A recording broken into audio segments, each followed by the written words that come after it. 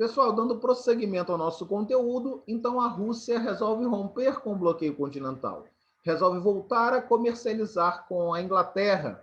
E diante dessa decisão da Rússia, Napoleão inicia a campanha contra a Rússia, uma guerra contra a Rússia no ano de 1812. Então Napoleão mobiliza um exército de quase 600 mil homens, 600 mil soldados para invadir o território russo. Era um exército grande, 600 mil soldados. E aí os russos vão usar uma tática muito interessante. Quando o exército francês, o exército napoleônico, chega a Moscou, capital da Rússia, não encontra nada. E mais do que isso, os camponeses tinham tacado fogo em tudo que poderia ser aproveitado. Plantações, depósitos, enfim. Aí você pode perguntar, professor, mas que maluquice, os próprios russos tacaram fogo na cidade? Sim, por quê? Foi uma tática de guerra. Com isso, quando esse grande exército francês chega em Moscou, não encontra nada. Fica sem abrigo e sem alimento. Então, sem ter como se manter ali, a única decisão possível é retornar à França, ou como dizem por aí, bater em retirada.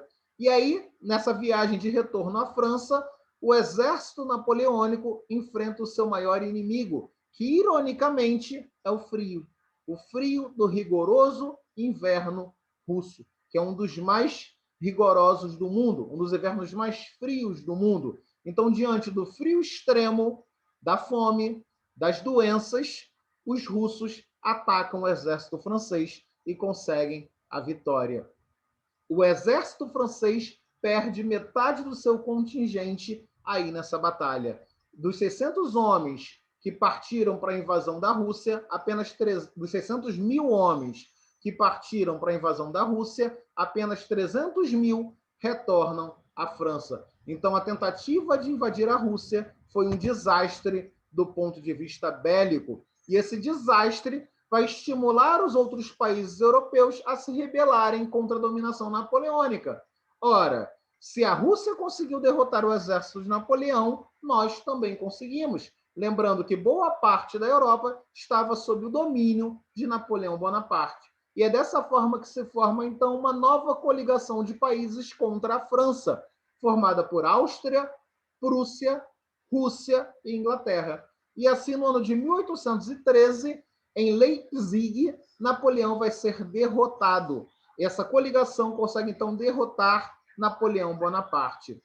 Ele é forçado a assinar o Tratado de Fontainebleau, é um tratado pelo qual ele renuncia ao trono, então ele é forçado a renunciar ao trono, e Luís XVIII é convidado a assumir o trono francês como rei da França. Luís XVIII, que era irmão de Luís XVI, antigo rei francês. Nós vimos na semana passada que o rei francês foi guilhotinado na Revolução Francesa. Luís XVI foi guilhotinado.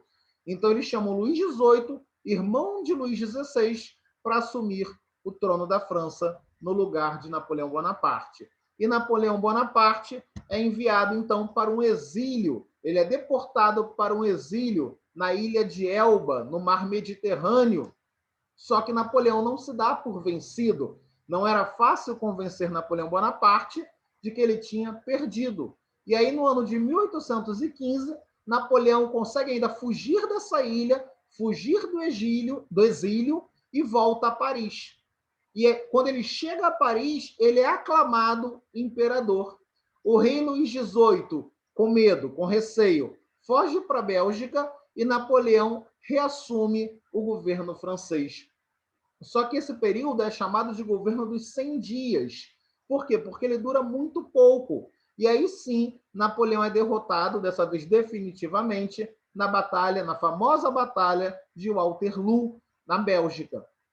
Aí sim, Napoleão vai ser preso, vai ser deportado, mandado para um outro exílio, dessa vez na ilha de Santa Helena, e morre nessa ilha no ano de 1821. Aí sim nós temos o fim definitivo da era napoleônica, a derrota definitiva de Napoleão Bonaparte. A monarquia absolutista, o antigo regime, é restaurado na França com o reinado de Luís XVI, que volta à França, que tinha fugido por causa da invasão de Napoleão, e reassume o trono. e aquelas estruturas que nós vimos que tinham sido abolidas, os privilégios da nobreza do clero, distinção de pessoas por nascimento, voltam a existir no território francês.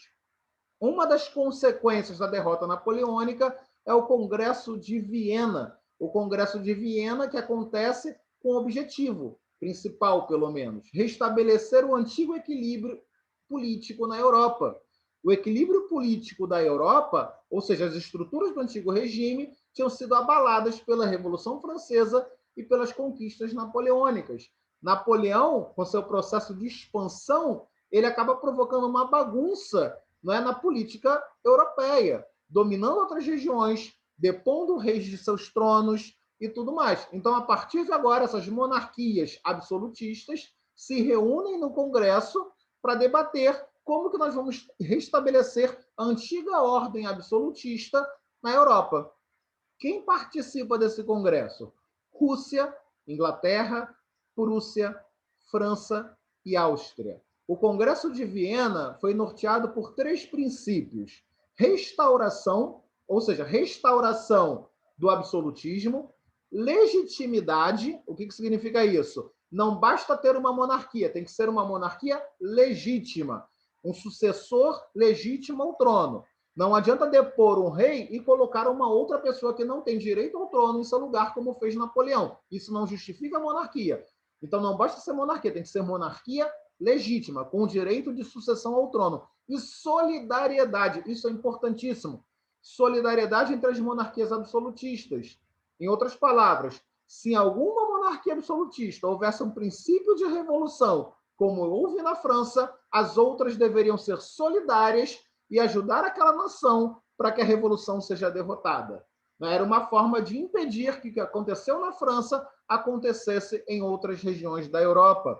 Nesse congresso, Congresso de Viena, fica decidido ainda que as nações voltariam aos seus antigos limites geográficos de antes da Revolução Francesa e que as dinastias que tinham sido derrubadas da França ou fora da França retornariam ao poder. Então, como Luís XVIII voltou ao trono francês, por exemplo. Por quê? Porque ele era irmão de Luís XVI, rei tirado do trono pela Revolução Francesa. Em outras regiões também. Todos aqueles reis que foram tirados do trono, derrotados por Napoleão Bonaparte, retornariam ao trono. O caso, por exemplo, da Espanha, onde o irmão de Napoleão Bonaparte tinha se tornado o rei no lugar do antigo rei espanhol.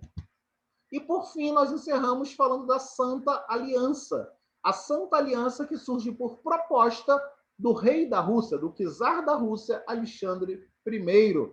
Então, por proposta do czar russo, a Rússia, a Áustria e a Prússia formam a Santa Aliança. O que era a Santa Aliança, pessoal? Foi uma coligação de países que tinha como objetivo defender as monarquias absolutistas em nome dos princípios cristãos, ou seja, defender o antigo regime na Europa. Então, a Santa Aliança teria o direito de intervir em um país sempre que uma ameaça de revolução estivesse em curso. Então, sempre que um país estivesse enfrentando uma ameaça de revolução, da mesma forma que a França enfrentou e teve toda aquela alteração na política, a Santa Aliança iria invadir o país e impedir que a revolução acontecesse. A Inglaterra não participa da Santa Aliança, é interessante, por quê? Porque a Inglaterra não era mais uma monarquia absolutista, a Inglaterra já era uma monarquia constitucional, e a Santa Aliança defendia o absolutismo, e, além disso, a Inglaterra defendia o princípio da não intervenção, ou seja, dizia que um país não podia intervir no outro. Por quê? Porque a Inglaterra defendia a independência das colônias europeias aqui na América Latina. Então, ela apoiava as guerras de independência das colônias europeias aqui na América Latina contra suas metrópoles da Europa. A Inglaterra tinha um temor, por exemplo, que a Santa Aliança intervisse nesse processo de independência da América Latina. Então, por isso, ela não participa desse movimento, dessa coligação da Santa Aliança. É interessante, só para a gente encerrar, por que a Inglaterra apoia a independência das colônias europeias aqui na América Latina? Porque a Inglaterra vê nesses territórios a possibilidade de aumentar o seu mercado consumidor. Ela já estava, lembre-se, desde o bloqueio continental, comercializando com as colônias aqui na América Latina. Por isso ela defendia a independência desses territórios e não participa da Santa Aliança. Pessoal, e com isso nós encerramos a nossa aula de hoje. Eu peço que vocês façam os exercícios, deixem um grande abraço e até a próxima.